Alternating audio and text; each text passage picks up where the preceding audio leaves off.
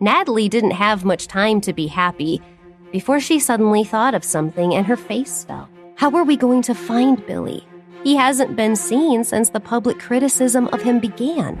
We don't even know how to contact him.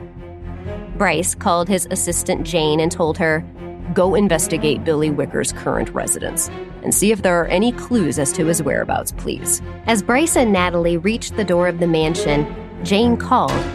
She said gently, "You were in a meeting and you rushed away." He said, "I know. Are they still sitting there?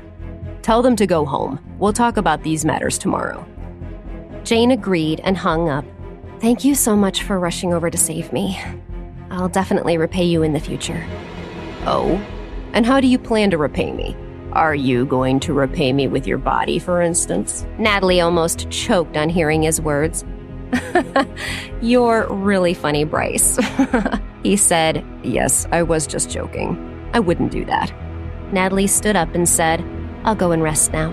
As she stepped on the first stair, there was a tearing pain in her ankle, and she slipped and fell. "Ah!"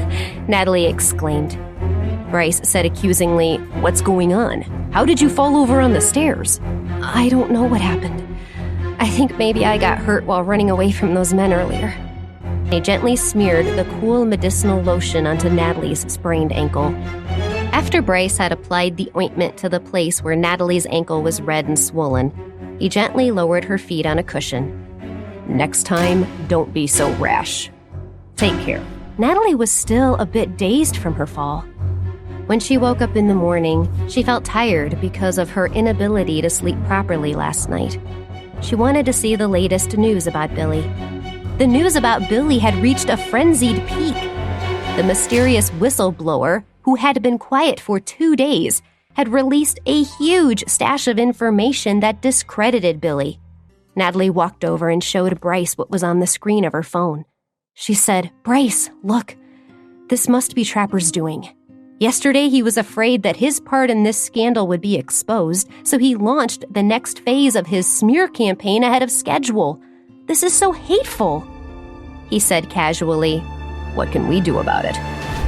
"If Billy were to see this kind of news, he would probably commit suicide. Right now, the most important thing is to find Billy." "Did Jane find out anything about Billy's whereabouts?" Bryce looked at her with a complicated expression before shaking his head. "There's no progress on that right now." Surely the location where Billy would have gone at his time of trouble was somewhere that held the most important place in his heart. Bryce frowned in annoyance when he saw Natalie acting all morose like this because of Billy. Liam looked at his mommy and then at his dad. He said quietly to Bryce, "Daddy, what's wrong with Mommy? She seems so weird today." Bryce hugged Liam and said unhappily, "Your mom is meddling in other people's business right now." When Natalie heard this, she stopped reading. "Liam, Mommy won't neglect you. I'll be staying at home with you today." Natalie immediately stopped thinking about this and went over to Liam, who was drawing. She asked him softly, "Liam, what are you drawing?" "I'm drawing a picture of the most important things in my life." "What's the most important thing for you?" Natalie asked him casually. "Of course it's Mommy. Before it was just Mommy on her own. But now there's Daddy too." Natalie's heart skipped a beat as a thought suddenly flashed through her mind. The most important thing for Liam was his parents. So could that also be the case for Billy Wicker, even though he was a grown man? Then Natalie remembered that Billy's mother was rumored to have died many years earlier, and that Billy had said in an interview that his mother had been the most important person in the world to him. Natalie became excited as she thought of this. Natalie guessed that in times of distress, Billy would probably go to the cemetery where his mother was buried. Natalie searched the web, trying to find out which cemetery Billy's mother was most likely buried in. Finally, she found out the probable location from a friend of Billy's. Although, even the people in Billy's inner circle weren't sure about the cemetery, Natalie still decided to make a trip there. Natalie asked Mrs. Perkins to look after Liam for a while, then left in a hurry with her bag. She went to the cemetery more in hope than expectation. After all, no one knew whether the location she'd been given was accurate or not. And of course, no one knew if Billy was there.